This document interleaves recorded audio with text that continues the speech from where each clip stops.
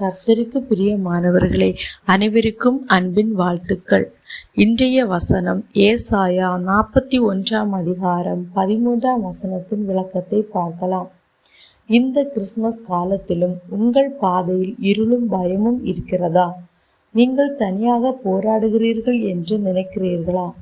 இந்த நேரத்தில் ஏசாயா 41 13 மூலம் கர்த்தர் உங்கள் காதுகளில் பேசுகிறார். பயப்படாதே, நான் உனக்கு துணை வைக்கிறேன் என்று சொல்லுகிறேன். கர்த்தர் வெறும் வார்த்தைகளால் உதவவில்லை. அவர் என்ன செய்கிறார் பாருங்கள். நான் உன் வலது கையை பிடித்து என்று சொல்லுகிறார். வலது கை என்பது பலத்தையும் செயலையும் வழியையும் குறிக்கும். நீங்கள் சோர்ந்து போகும்போது, உங்கள் பலன் குறையும் போது கர்த்தரே உங்கள் வலது கையை பிடித்து நடத்துகிறார். அவர் வெறுமனே உங்களுடன் நடக்கவில்லை. அவர் உங்களை தாங்கி நடத்துகிறார். நீங்கள் தவறான பாதையில் திரும்பும் போது அவர் உங்களை பாதுகாப்பாற்றுகிறார். உங்கள் பயத்தை பற்றி யோசிக்காதீர்கள்.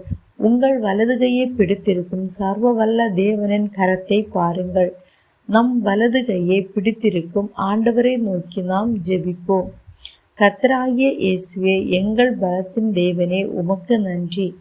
உம்முடைய வாக்குறுதியின்படி என் வலது கையை பிடித்து என்னை வழிநடத்துவதற்காக உமக்கு ஸ்தோத்திரம். என் வாழ்க்கையில் இருக்கும் குழப்பமான இந்த சூழ்நிலையில் என் பயங்கள் நீங்கும்படி செய்யும். உம்முடைய பலத்தினால் என்னை தாங்கி நான் விழாதபடிக்கு வழி நடத்தும். நான் பலவீனனானாலும் நீர் என் துணை நிற்கிறீர் என்று விசுவாசிக்கிறேன். என் குடும்பத்தை, என் வேலையை, என் எதிர்காலத்தை உமது கரங்களில் ஒப்படைக்கிறேன்.